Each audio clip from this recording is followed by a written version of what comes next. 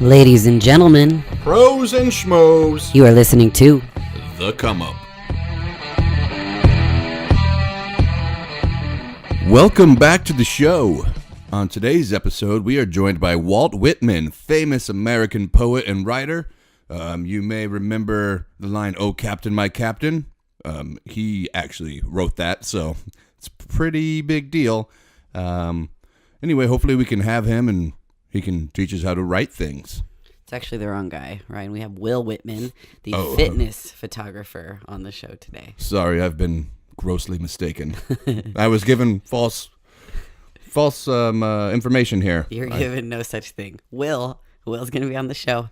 Many of you are going to recognize him and his work. He's made a name for himself very quickly in the industry, and everybody loves what he's doing.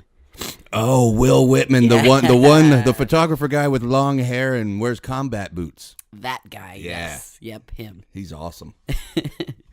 So, the Arnold, speaking of the Arnold, coming up. Don't forget, guys, if you're going to be at the Arnold Saturday from 9 to 11, we're having the Advices Radio Network meet up. So, everybody's going to be there. And the Bodybuilding Nerds meet up, too. It's conjoined. Yeah, VJ's part of it.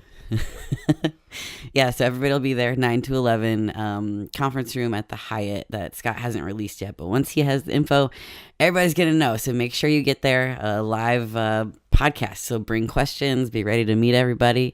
It's going to be fun. And don't forget to use our code ADVICES at truenutrition.com for all of your protein needs. And you can even get protes there. They're pretty damn good. So code ADVICES. Don't you have, Candy McDonald's is on vacation this week. She left for the Arnold early. So we have a schmoe corner instead of a bodybuilding misconnection. Don't you have one of those? I do have one of those, right. But so is Candy in Columbus, like trying to flag down some dick early or what? She doesn't need help with that. I bet she's so moist. Okay, go ahead with your schmoe corner. Okay, so I got a message here the other day. So if you're out there listening to this show, this will probably be awkward for you, my friend. It starts out, this is from a man to me. Starts out, "You are awesome and fantastic, man." I'm like, okay, this is cool. Then he goes, "You are my Hercules," which is an eye-opener for me to pay attention. And by the way, his grammar's like first grade bullshit. So bear with me. "I pay attention totally. You make the rest of me hard. You are a special edition of gorgeousness that has a great body physique like no other. Wow. Pure gorgeousness and ready for me to sample for my pleasures. Totally agreed that you are amazing to see fully in view of awesomeness in action. Unbelievable effects. Wow. You are a motion picture." And then he says, "You are like a delicious pastry that I desire to eat, and savory how good it tastes to me, and remember how delicious it was while eating it. Can I pour gravy all over your body and lick and eat the gravy off of you and feast on your gravy insides?" Then he sends me pictures of his heavily overweight body it's a picture of his tits, and it looks like a woman's tit. "I am hot and horny for you, although I think you are yummylicious good for me. Wow, pure stunning and irresistibly handsome, charming Hercules of awesome proportion and which measurement to me, which I am mesmerized by your appearances, unbelievable, breathtaking." And there's about 100 more messages. Oh, I gotta read this one. "I have never been with a man, and I want you to fuck me passionately, which you will be the first and only to enter my tight virgin asshole." And there's more, and I never responded, so now I know how you chicks feel when dudes are sending you dick pics. But, he also says, "I want to pass out from your overwhelming thrust and throbbing from your dick pleasures." Wow. And he wants to eat me like extra butter sauce. So, I'm going to have to gratefully decline your offer, my friend, but you sure know how to turn a man on. Fuck. What the actual fuck? Yeah. Anyway, that was our schmoe corner. It's pretty graphic. Pretty ridiculous. If you're out there, whoever you are, back the fuck up. Go see a doctor. Maybe Get a hooker, beat your meat. Remember, oh yeah, we gave you that. We gave you that advice last week. It's always beat your meat. It always comes down to that. Beat your meat. Beat your meat.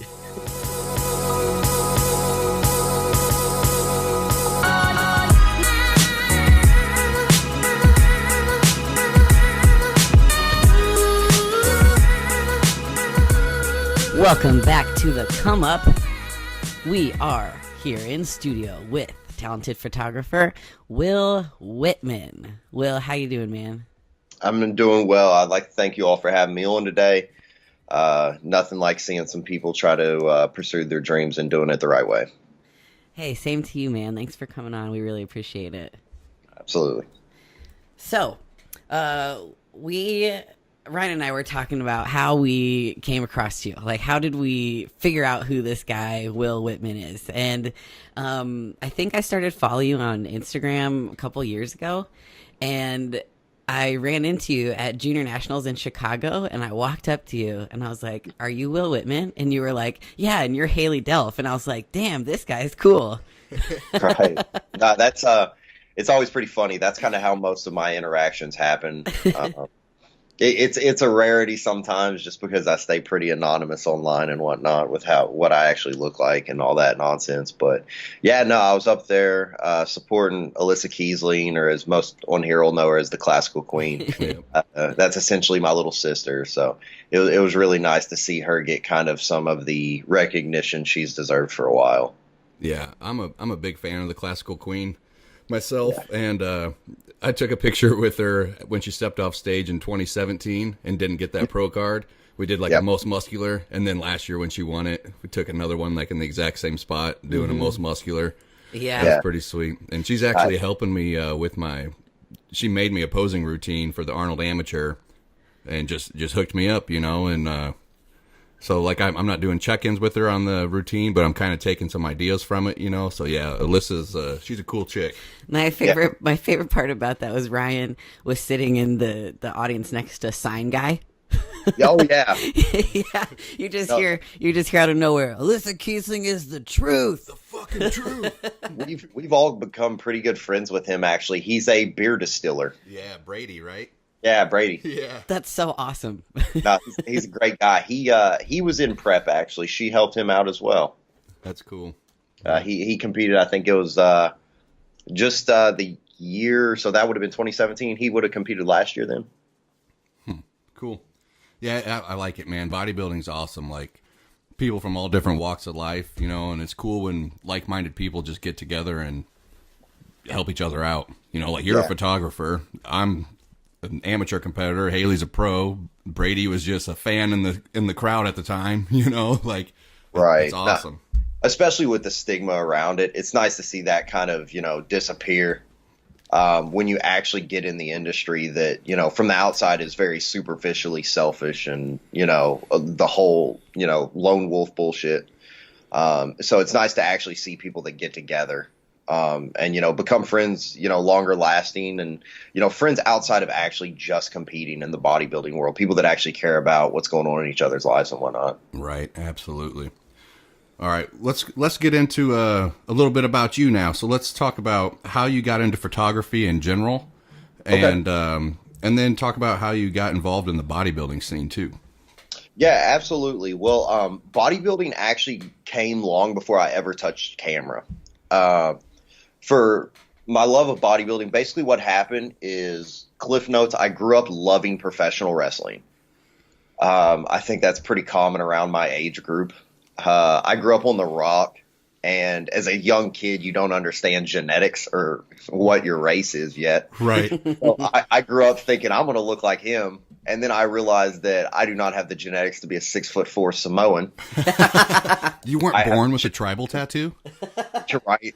I've got, the genetics to be a 5'9" Native American. So yeah, that didn't work out too well. But as I got a little older, I realized, about genetics, and then I realized what, helped him, become what he was. And I grew a very large scientific interest in PEDs and started to learn about them from 12, 13 years old. Mm-hmm. And from there, I I was in college at 19, and my brother was actually killed by a drunk driver. And from there, I dropped out of school to move home with my mother. And I needed something to give me structure because I was playing college baseball at the time. So dropping out, I had no more structure in my life. I was just working a job. And that's when I met Matt Jansen, actually, in a quick pass-by meeting at Lexington Athletic Club. And talked to him, and he was just really nice. And I was like, well, I like, what he's doing. Like, I think I'm going to try that. And so I basically just started going with it. I started working, and after about a year and a half, I decided to step on stage. Nothing impressive. I was just a young kid that had put on some muscle and thought he had what it took to compete. And then, got a level check real quick. I still love it. I still do it day to day. If I'll ever compete again, yeah, who knows, maybe. I'm taking it more serious now than I have in my life, so that's nice. But from there, I just had this massive interest in it. And when I was competing at my show, there's another photographer, and he's one of the very few photographers that I'm personal friends with. His name's Ryan Nixon. He goes by Ryan Loco. And he shot Dallas, and he's Flex's personal photographer. And he took a shot of me backstage at weigh-ins the day before show. And there was just something about it. It was black and white. And there was just something about it that was really neat to me. It froze stuff in time. And so about a year went by, and I was on a family vacation. And I wanted to get a camera so we could have nicer pictures of my grandparents than a cell phone. And I took a few pictures, and then I was like, oh, this is actually, real fun.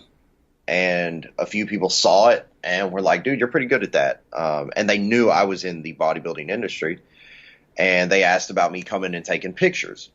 And honestly, it's about as unstorybook of a story as it gets. Bought a camera to take pictures of the grandparents. Few people knew me. Just evolved from there. I got my first camera in the end of 2015. So you're still pretty fresh at it. Yeah. Compared to all the other photographers, in the industry that have been doing it for 2-3 decades. That's so exciting. Yeah. I got my first camera at the end. It was September of 2015. And then I shot one show that year. I shot 4 shows the next year. And then 2017 was just like, whoa. A lot of people saw my stuff from Nationals 2016, where I shot a good buddy of mine, 212 pro Derek Oslin. And then a young lady that was competing in figure that no longer competes anymore, but I shoot her wedding this year, Rachel Fechner. Okay. Yeah, that sounds familiar. Yeah. And, so people started seeing those photos, and we're just like, oh. And they had also seen the photo shoot with Dallas and Matt. So that kind of got, a little bit of stuff going. But in reality, I went all the way until last February. I was at 1,900 followers. And then I shot William Bonack. He reached out to me at the Arnold. And I shot his stage work at the Arnold. So since then, I've grown, going on 19,000 followers in, 11 months. And so. Right. Yeah. You say that's not much of a storybook, story, but I think that's pretty awesome, man. And I'm the shitty rom-com. Yeah. That's great. It's hard not to notice quality, though. I remember when I started following you, I was like, how does this guy not have more followers? Because your work is just so it's not raw from like your editing perspective, but it's right. you get the emotions that you don't always see. Like, this is not always pretty what we do, and you capture that, and that's what makes it beautiful. Yeah, and I think I chalk that up to the fact that, unlike most photographers in the industry, this has been, a decade plus interest for me. Mm-hmm. But beyond just taking photos, like, this isn't a financial avenue for me. This, it is what I do for a living, but this is kind of soul expression, for lack of a less cliche expression. You know, this is just me doing what I genuinely enjoy. And I chalk 100% of my style up to the fact that I competed before. And I always try to explain to my clients when they ask me what it is or what makes me shoot the way I do is you're going to go to these shows and you're going to compete and you're going to get on stage and you're going to be overwhelmed to the point where you don't remember a thing. And you're going to get off stage. You're going to be overwhelmed with, you know, sadness, happiness, anger, whatever. And then your family's going to give you their opinions. Then your significant other is going to give you their opinions. Then you're going to check your cell phone. Social media is going to give you their opinions. So by the time you actually sit down and by yourself, you're going to have forgotten the emotion you felt on stage. But you're never going to forget the physique because you have thousands of check-in photos. There's NPC News online. Everyone and their mother has 1 million photos online already.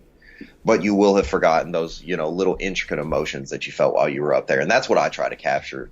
You know, it's no different than, you know, if you're having a wedding, you want the picture of the groom crying when he first sees his wife. Absolutely. So. Yeah.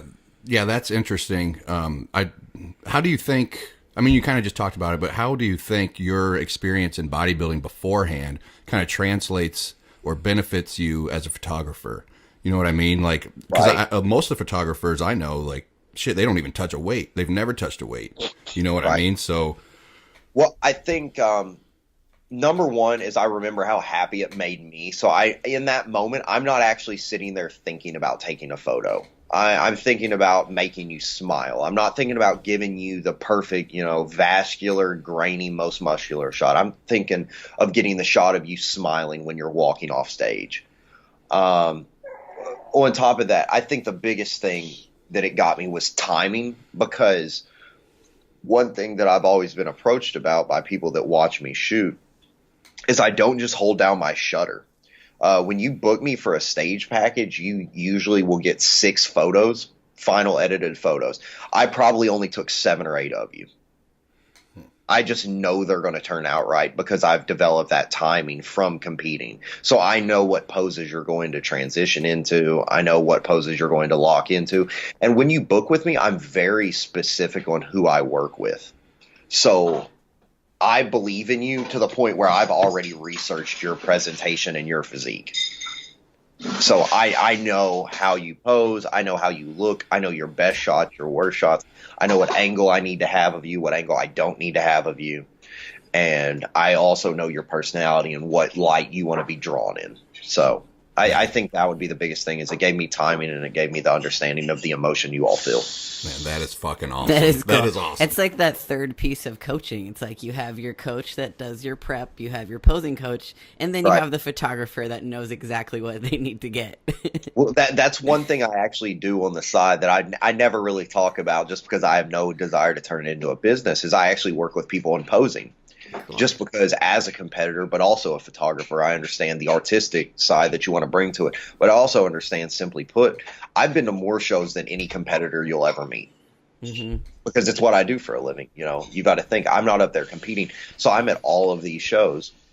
And, you know, for example, one of my favorites was I was working with a good friend of ours, Brittany Pienta. She turned pro in figure at Nationals this year. In 2018. And also probably my biggest triumph was working with Melissa Bumstead. You know, she was having so many issues getting the placing she deserved because she kept shrugging her shoulders. She would flare to roll them forward, which then in turn shrugs them up, which flattens out your lats. And we were explaining, you know, drop your shoulders. Like even if you have to start the pose with your shoulders already shrugged so you can consciously drop them, do that. Whatever you got to do. And she did that, and she came back and won Tampa the next week. Yeah, those photos you took of Melissa are awesome too. You know, you paint her in a good light.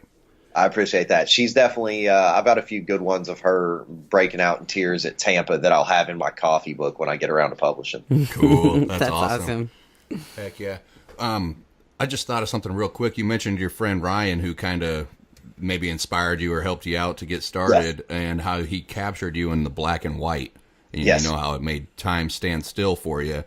Right. That's one of the main things that drew me to your work is the black and white pictures, or like the blue and gray hue that you use, you know, more the artistic. So how did he have an effect on you? Did you kind of take that idea from the work you saw him make? Actually, no. That came from, I've always had this very big belief that, you know, and it's funny, I promise it sounds completely unrelated, but I'm going to tie it to it. When I go to a restaurant, my favorite thing to eat is a burger, and I judge how good a restaurant is and how good their cook is by how good he can make a simple burger. Hell yeah. Mm-hmm. Well, it's kind of like the drip coffee at a coffee shop. Yeah, exactly. If I can take away all color and still grab your attention, that means I didn't have to use any gimmick. I've always said if you take a picture of someone in color, you're shooting their clothing. If you take a picture of someone in black and white, you're shooting them. Yep. So it's always been one of those things where I genuinely believe the true showing of skill is being able to strip away the gimmick of pretty colors and being able to actually paint a picture in black and white. And from there, I never really noticed it was a thing until I was at Nationals 2017, I believe it was. And Breon Ansley came up to me in the lobby when I was with Alyssa, and he said, "You're that black and white guy, aren't you?" Oh, I guess I am now. Yeah. And it just kind of happened from there. I realized, because for a long time, people didn't like that. And I think the only reason, I could be wrong here, I'm going to give you some pseudo-psychology. The only reason I think people didn't like that is because what I was doing was so different. Yep. It wasn't the scream in the camera and give me a most muscular. It wasn't, ramping the clarity and contrast all the way up on a photo so you look gritty and grainy. It was making you look like a piece of art on stage. Yep, absolutely. You catch the art and the realness. Right. And that's why, honestly, that's why I lost my mind when they introduced Classic Physique. I was ecstatic about it because as someone who grew up around, my father did bodybuilding in college. And so I grew up on that era, his obsession with Frank Zane and people like that. So I grew up around people that were genuinely artistic. It was an honor for me to get to work with Hunter and Lee Labrada this year's Nationals because Lee is just, holy shit, an inspiration to me. Right. And it's funny when you see him in person, and it's like, really, you're the guy.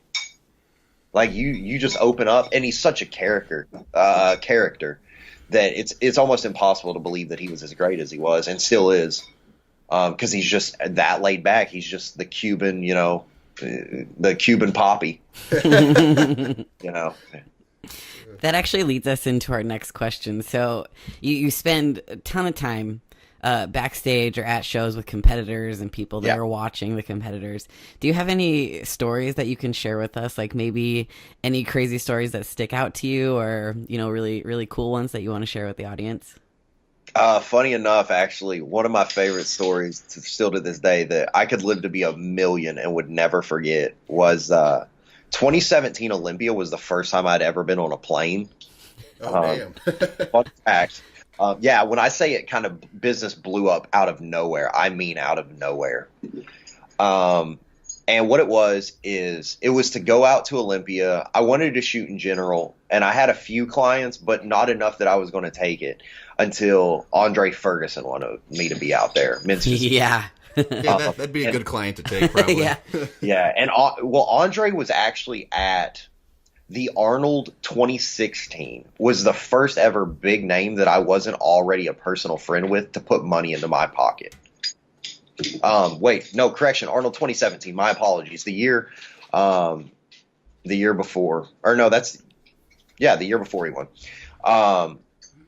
And he was the first person to ever book me that wasn't a personal friend, that was a big name. Mm-hmm. And I told him straight up, I was like, dude, I didn't know who you were when you booked me. I just saw you had 190,000 followers. And I was like, what the fuck is this? Why is he on that? And we just linked up, and growing up in a much more northern atmosphere, being around him, we just intermeshed immediately. He's from Brooklyn. and he's still he is New York to the core. And so, he contacted me again to have me out at Olympia. So we went out there. So after the show and whatnot, he wanted to have a photo shoot in the room, so, kind of some lifestyle stuff. And I go up there, and it's me, him, George Brown, and Raymond Edmonds, and another photographer by the name of G-Soul, South Korean fella. And we go up to the room, and it's Las Vegas, so it's legal. I don't want to hear it. We all smoke weed before we're getting ready for our photo shoot. Well, then we go down to the pool to shoot, and they raise hell about us being out there and taking photos. And Dre is never the calm one. But for once, Dre was the calm one, telling us to chill out because we weren't having it. And the only reason we weren't having it is because they had some other people that were, quote unquote, very out of shape, taking photos, and they didn't care about that. But because, these giant jack dudes were stripping down for a photo shoot, right. That was it. Right. Hashtag fit shaming. Yeah. So that was the issue. And so for once, I never imagined I'd ever see Andre the calm one, but he was the dad of the group for that moment. But no, I honestly, it's always funny. The best things that ever happen outside of the show with these competitors are just the random things, honestly. Like, it's the little things. It's like recently, my buddy Chris Bumstead, he started a relationship with former Olympian Courtney King. And it's just like the little things, like when you've seen, your friends not happy, and then to see them light up around someone the first time you've seen them together. It's just like little things like that, or getting to go out to eat with them and whatnot. Or, I think as far as, keeping it in tow with my style of things being more emotional, probably the best one was the fact that I was the only person at the Tampa show for Melissa. Chris and Ian were still in Canada prepping for Olympia, and she understood that.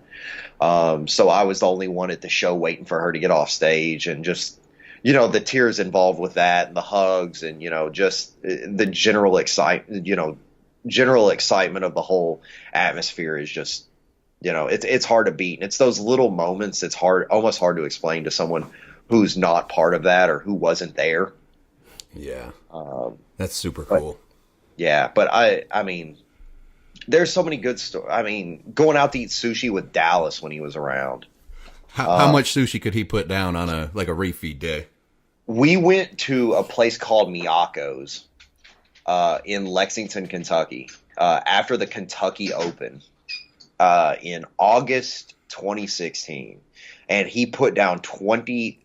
He ordered 26 rolls. He put down 25. What the hell? That's awesome. The funniest shit about it was the lady came to our table, and the one was left on his tray, and she said, "Oh, too many?" And he said, "I just didn't like that one." And then after that, we went. I don't know if you all are familiar with Insomnia Cookie. Oh yeah. Oh yeah. We went to Insomnia Cookie, and he had a double scoop of ice cream in between 2 chocolate chip giant cookies. Nice. And it was just, yeah. So, I mean, his bill alone was, $400. That's incredible. Yeah. No, I definitely got my sushi eating ability from him. That's awesome. But yeah, it's the little things like that, like memories that people don't get, and, memories that people will never get again. Mm-hmm. Getting to see him outside of the light of being like, holy shit, dude, you're my favorite bodybuilder. But to actually know him personally, it's just one of those things. It's not necessarily a single story. It's just that in general, getting to do that, especially coming from someone who considers themselves just a coffee shop bum that happens to take half decent pictures. It was just very different, getting to do something like that. And it was just, yeah, honestly, still to this day, my entire career is just the big story for me. It's incredible. It still feels very surreal that I get to do what I do and love what I do. And that people pay me for it. It's just like, dude, I love doing this. Like, if I didn't have to pay bills, I would do this for free. Yep.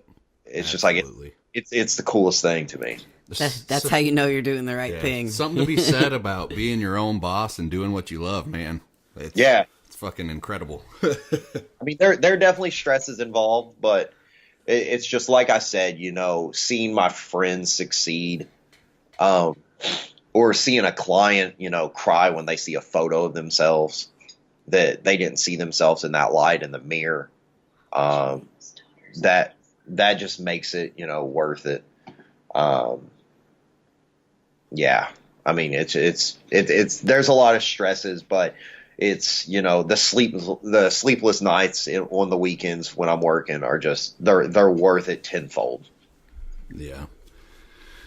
Hey, so we got a question from a mutual friend, Caitlin Arvanis. Yeah. She asked why you don't show your face on social media very often. Well, that actually started because I wasn't welcomed by promoters.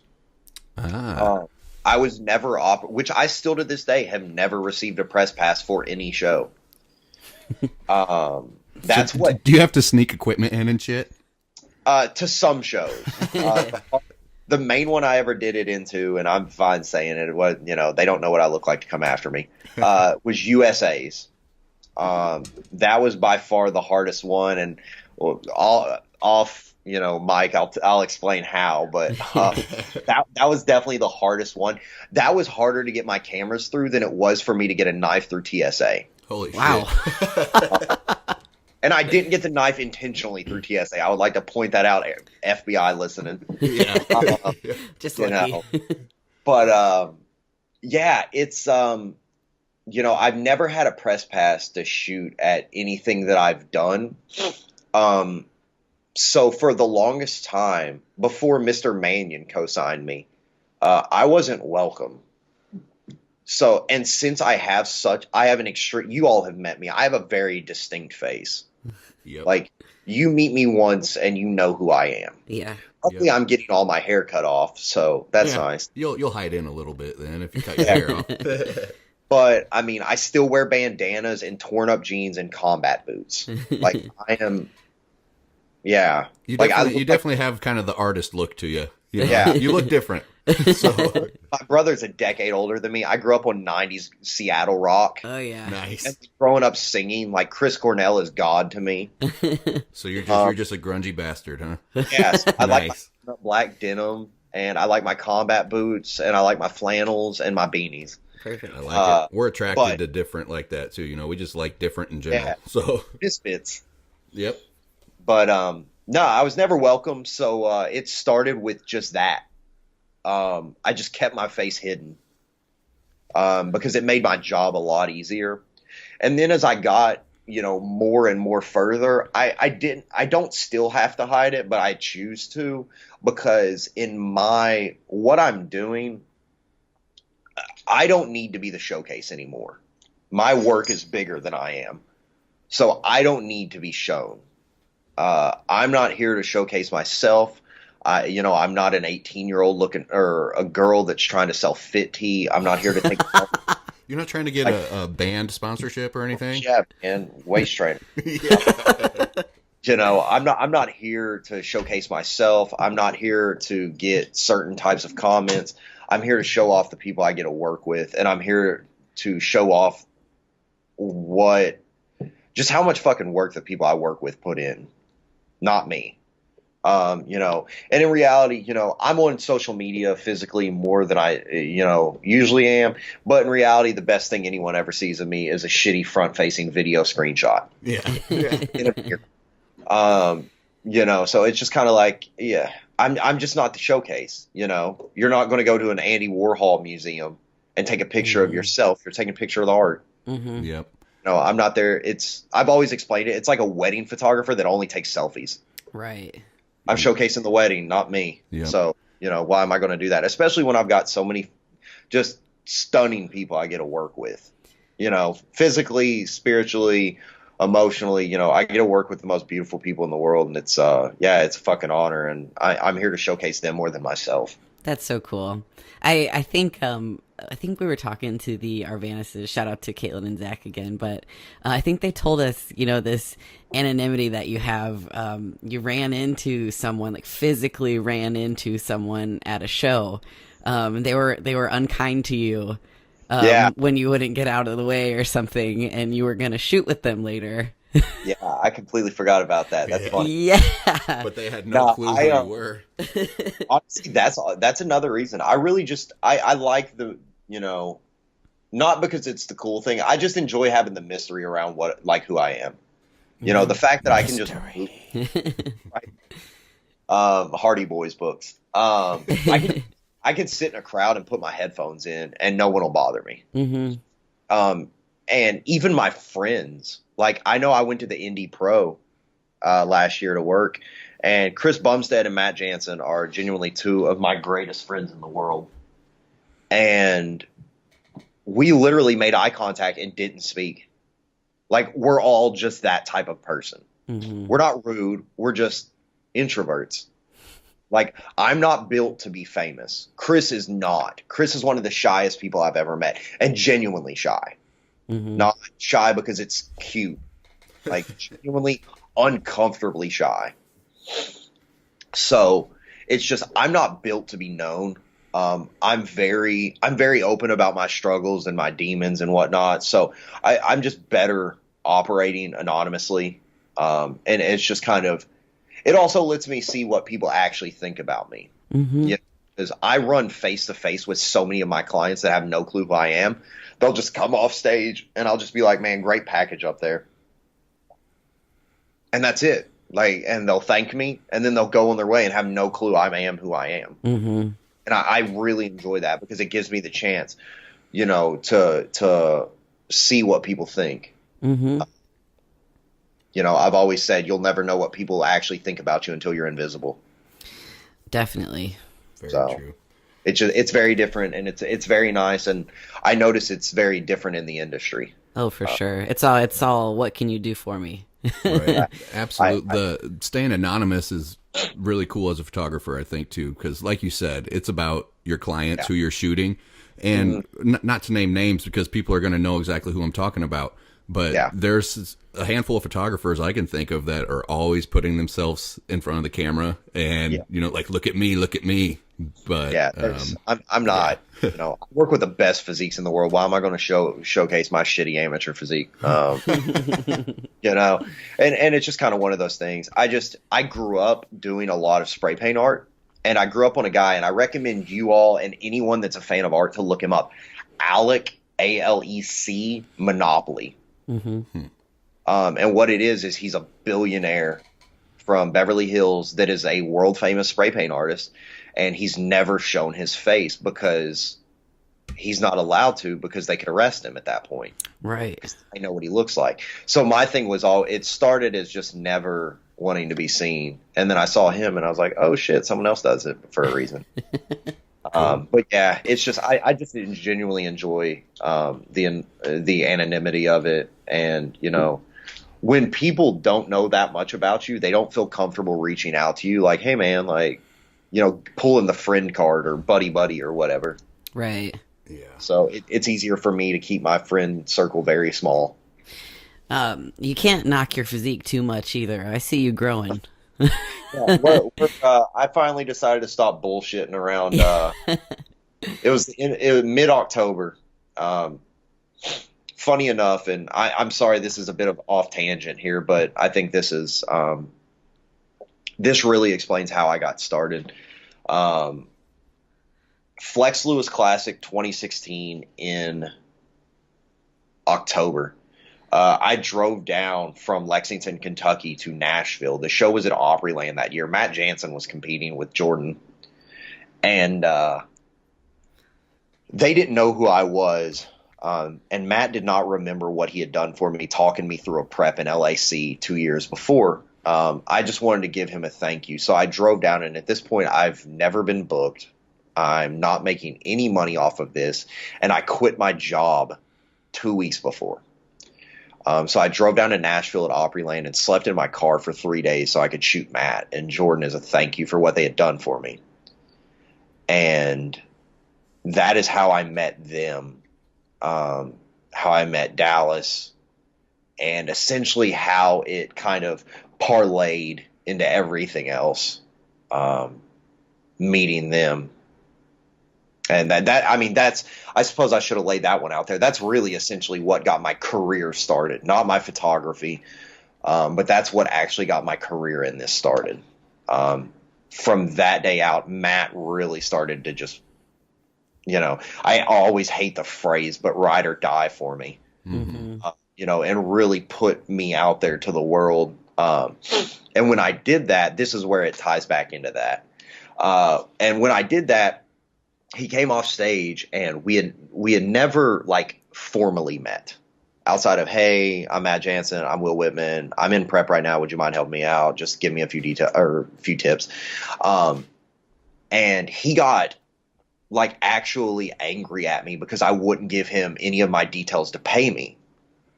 And I like, dude, I didn't do this for money. I did this to thank you. You don't remember what you did, but I appreciate it. And so he refused. I refused payment for probably a solid hour. And I said, look, dude, all I want is a picture with you, Jordan, Michaela, and Dallas. That's it. And I've still got that picture on my phone. It's the one picture I'll never delete. Mm-hmm. And he said, okay, well, if you're going to be like that, do you still compete? And I said, no. He said, well, if you ever decide you want to compete again or get back into it, let me know and I will coach you for free. And I said, all right, I appreciate it. I don't think I'll ever do it again, but I appreciate it. So then another year went by and we had stayed in touch, and he asked me again, hey man, you thinking about bodybuilding again? And I was like, no, buddy, now I'm building my business. I'm trying to do this. I said no the first time because I was in a really bad place mentally, and I didn't have the energy to go back into the sport. The second time I was building my business, and I was more concerned with, not getting put out on the street, more than, having a good side chest. And then he contacted me about a year later, which was October in 2018, and he said, hey, buddy. And this was, after flying to Vegas to work with him at USA's and working with Zach out in the desert. And he said, hey, buddy, you ready to start thinking about bodybuilding? And finally, I guess he had just beat me down. And have y'all ever met Matt? We've met Matt and Jordan, yeah. A couple times, yeah. Yeah, it's just like he talks to you, and it's just like he's so like stoic. He's like Jesus. It's weird. He's like a dad to me in a weird way. Like I joked with Stacy. I felt so uncomfortable. I had known him personally for 2.5 years before I ever felt comfortable asking a single question about gear. Mm-hmm. Yeah. And it came up very like ass backwards, passively. And we were talking about like hair. And I was like, well, I mean, you haven't lost any of yours.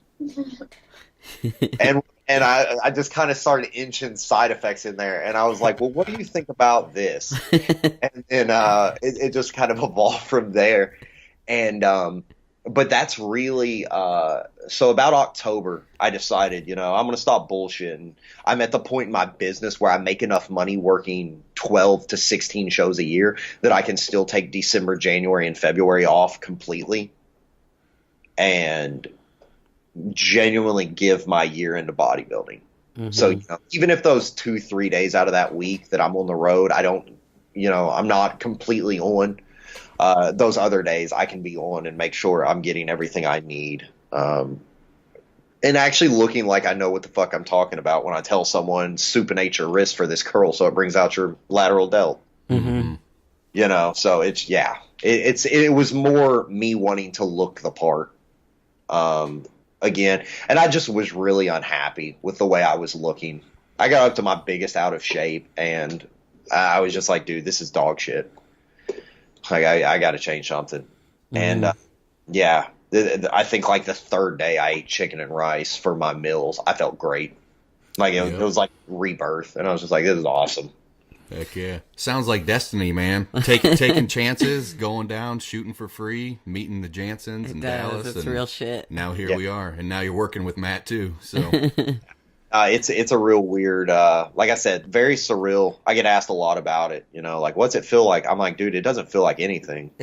Like, I mean, for lack of sounding like I'm fucking giving a movie preview at the theater, like, it feels like I've been out of body for the past, 2.5 years with what I do. Mm-hmm. It's just like I literally live, essentially a dream life. I get to go to a coffee shop 6 days a week with my girlfriend and sit and drink coffee for fucking 8 hours. Like, what? That sounds great. Yeah. I take the entire winter off work. I don't have to leave my house outside of going to the gym. Mm-hmm. Like, that's fucking incredible to me. We're very happy for you. Oh, I That's so appreciate cool. Well, we do have some listener questions. Mm-hmm. A couple of them. Well, the first one is, do you have any advice for other photographers? Be honest with yourself. Mm-hmm. Literally, there you go. Don't, like I said, in 11 months, I've grown almost 19,000 followers, and it's because I didn't give a fuck about not having followers. I didn't give a shit that people didn't buy into my vision yet. I knew if I gave that up to become popular, I would lose myself in exchange for followers, which you can lose. And if you lose yourself, you lose everything as far as I'm concerned. I kept my vision. I believed in it. I didn't give a shit if anyone else believed in it or not. And it's just, you've got to be willing to sit there and deal with the dog shit that comes with it. Like I said, I was working a corporate job for LA Fitness. Sorry if that's a legal thing, LA, if you're listening. And I was working 120-hour work weeks, and I was fucking miserable. Yeah. I quit that on the drop of a dime. I pulled in the parking lot on my motorcycle, took my helmet off, just looked in the front door. Our front desk person waved to me. I waved back, put my helmet on, and went home. Now that sounds like Badass. a movie right there. The guy It pulls was up on a just- motorcycle with his flowing bro locks, takes his helmet off, gazes at front desk worker.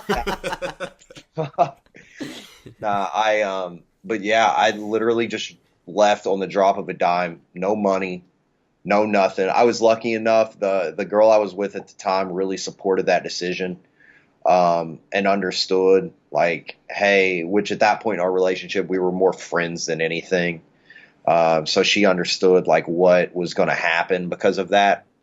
And, I lived broke as shit for about 8 months, to really push my dream.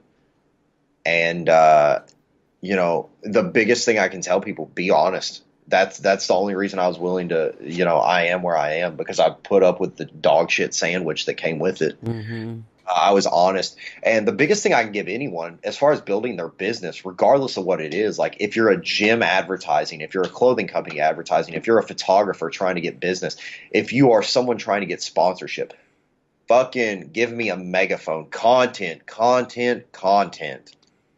I don't know if you notice, I post literally at least once every day. Mm-hmm. Every single day. And learn your dynamic. Learn the busiest times. I know the busiest times for me to post. I go through the analytics. I'm big on stats. Mm-hmm. I know everything down to the average likes on my page right now. I average 608.4 likes each post. Mm-hmm. I'm huge on analytics.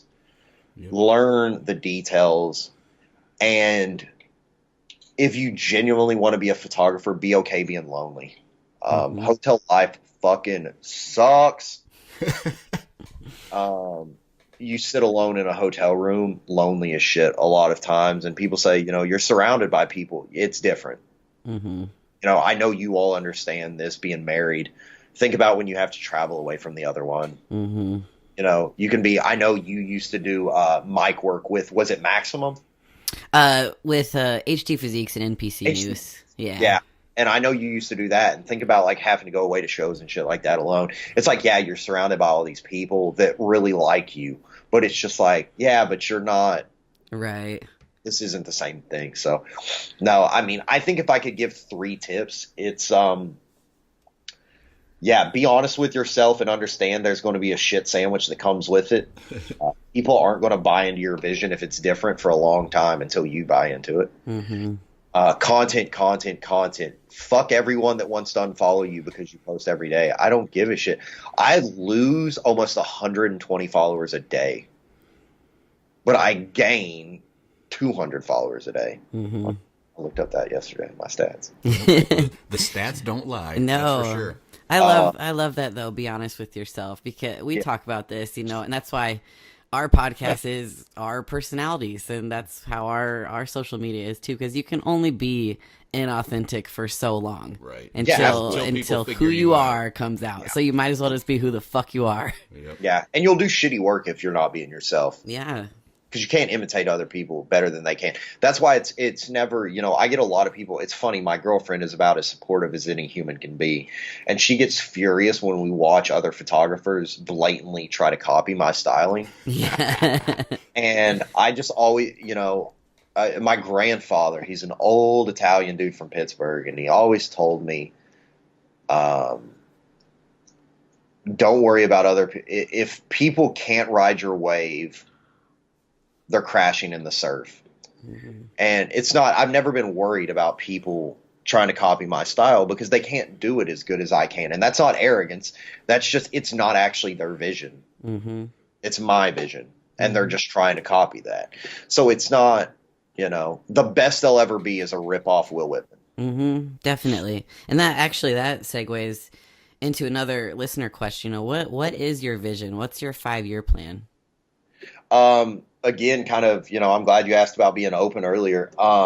As far as my 5-year plan, I'm very open about the fact that I have a very severe battle with depression and suicide. And quite frankly, I don't see 5 years. Mm-hmm. If I'm real honest about it, you know, ideally I would love to, ideally in 5 years, I would like, you know, and this is no knock on him. He's one of the nicest human beings I've ever met. But in 5 years, I would like for someone to tell me that they completely forgot about who Per Bernal was when they found me. Mm-hmm. If you're not familiar, Per Bernal is the GOAT of what I do. Oh, yeah. He's most people amazing. listening to this Yeah. network probably do. Pretty much any muscle and fitness cover. You know, Per's really the only guy.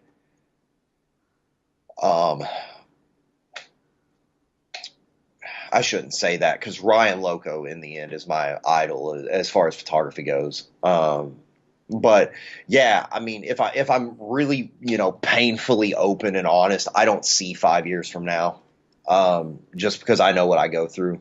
But ideally, yeah, you know, I already have that mindset that I think a lot of people take the wrong way, but I think is 100% necessary to take in what I do, in the fact that I'm the best in the world. Mm-hmm. But ideally, I would like for, you know, perfect world in 5 years that's unanimously accepted. Mm-hmm. You know, that, you know, oh, are you working with Will Wittmann? No, I couldn't afford him. No, I don't want that.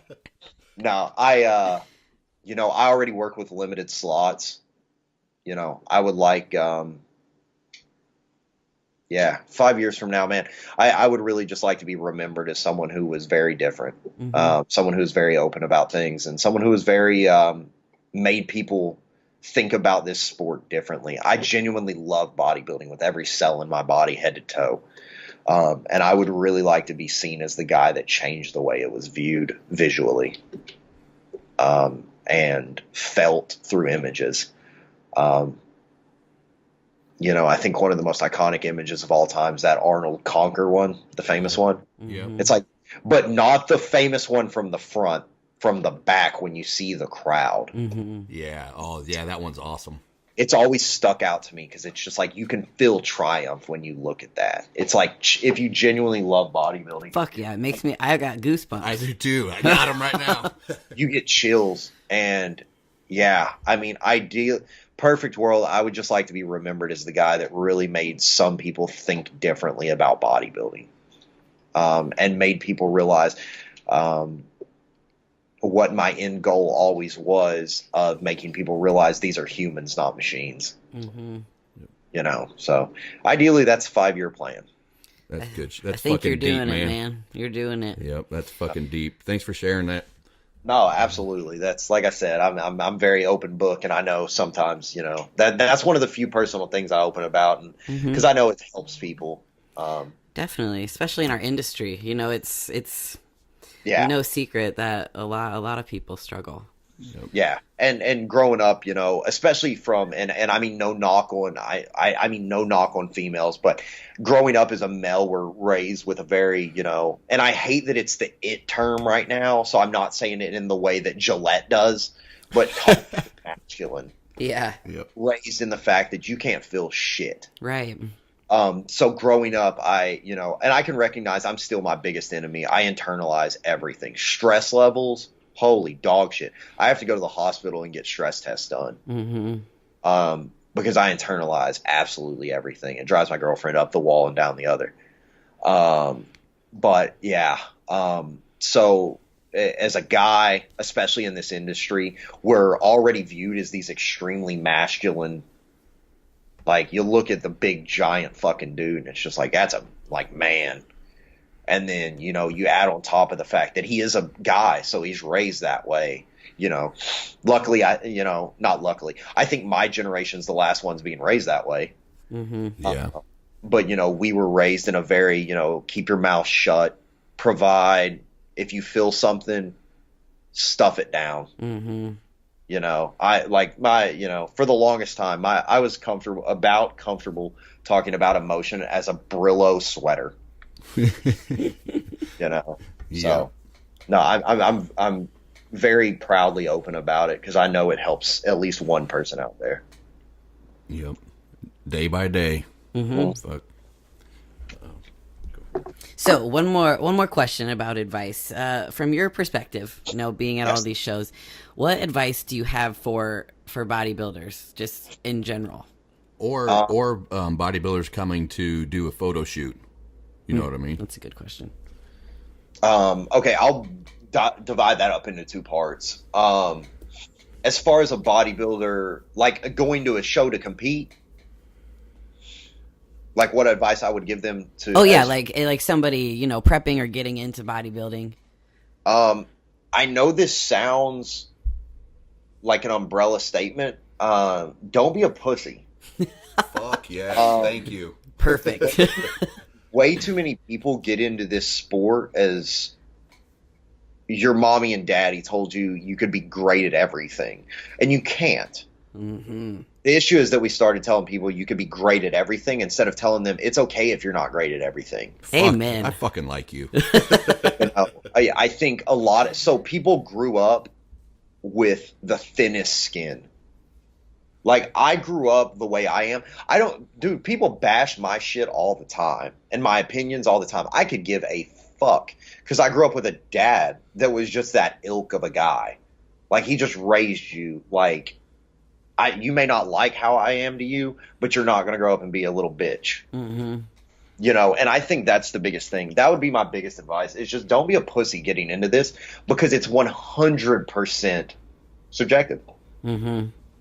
People are going to look at you and okay, well, guess what? If two women are on stage and you have the exact same physique as the next person, guess what? Whichever one's prettier facially is going to win. Hmm. Period. Deal with it. Mhm. You weren't given that gene if that other person wins. That's okay. And be realistic, man. Everyone is raised like if you're in bodybuilding, you're going to be Mr. Olympia. No, you're fucking not. Right. You're probably Like, no, most you're people not. aren't going to win their local show. Right. People that are going to be Mr. Olympia know it at fucking 14 when they are jacked without lifting weights. Right. People don't realize like Dallas was huge before bodybuilding. Hmm. Yeah, like his whole life, he was a giant person. He's a giant. Hmm. Like just a monster. And you look at him in college and the dude was like 305 natural. Yeah. Fuck. Yep. Like that's a big fucking person. Monster. So it's just kind of like, all right. So it's just look at those pictures of Dorian when he was a kid. Or Mhm. Lee Priest. Yeah. Lee Yeah, Priest they just stands got out it. to me. Like genuine upper level. Or like even guys like my favorite. Hello? ask Sorry, all we're, this. Hold on. Is we're Kevin losing you LeBron. a little bit. You're cutting out for a He second. talks all the time about how he would train for 6 months and then take 6 months off Right. and still was a high level Olympian. It's like, you got to understand who you are and where you're from. Mm-hmm. Like, you got to know your lane. Mm-hmm. And I think too many people get into this sport believing their mommy saying, "Oh my God, you look good." Well, guess what? Steve Weinberger's eye matters more than your mom's. Right. Yeah. Yeah, your mom's Like- not the head judge. Yeah. Go tell Sandy Williamson your mom likes your physique. Right. Sandy Williamson can give two fucks about your mother, and she's one of the nicest ladies. Right? Absolutely. I You like know, that. so- Don't be a Yeah, pussy, everybody. People, stop listening to your friends. Listen to the people that are indifferent about you talk about your physique, and that's how you know where you're at. Mm-hmm. Definitely. It's just one of those things. That would be the number one advice as far as getting ready to compete is don't be a pussy. Don't go into this expecting to be Ronnie Coleman, because you're not going to be. Be realistic with yourself. I'm not going to sit here and say that I'm going to be an NBA player. I am a 5'9" Native American, not a 6'5" black guy. Mm-hmm. Yep. Like, it is what it is. I get like a solid 3 credit cards under my feet when I jump. I can't dunk. I'm not athletic. I bet you could kill the fuck out of a woolly mammoth, though. Yeah. I could throw an 85-mile-an-hour fastball. The end. Like, that was my athletic ability.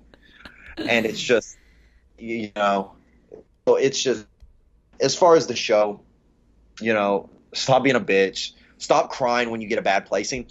And if you're already at the show, I've seen this recently. If you're listening, you probably know who it is.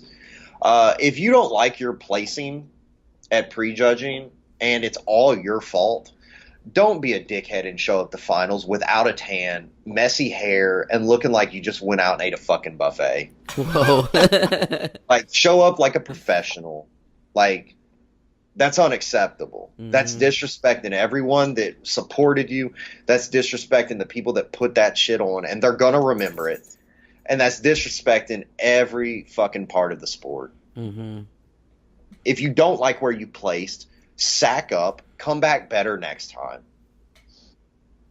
It's just, people are too soft. Mm-hmm. It all comes down to that. Yep. So, No participation ribbons in bodybuilding. yeah. Like, I get being there to win and only to win. Don't be a bitch and ruin the experience for the rest of the people. Yeah. Don't be definitely. backstage talking shit. And for the love of God, last thing I'll give on this question: do not, after a show, post a side by side with the person that placed above you. Definitely don't do that. That is exactly why I stopped working with anyone that approaches me in a way that I don't like. Mm-hmm.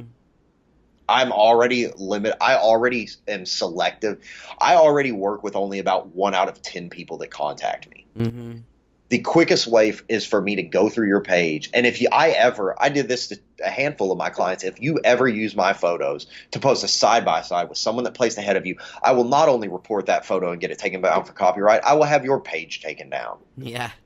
Do not fuck around with my work, because I don't co-sign that. Right. That's why I don't shoot comparison photos. I only shoot individuals, Mm-hmm.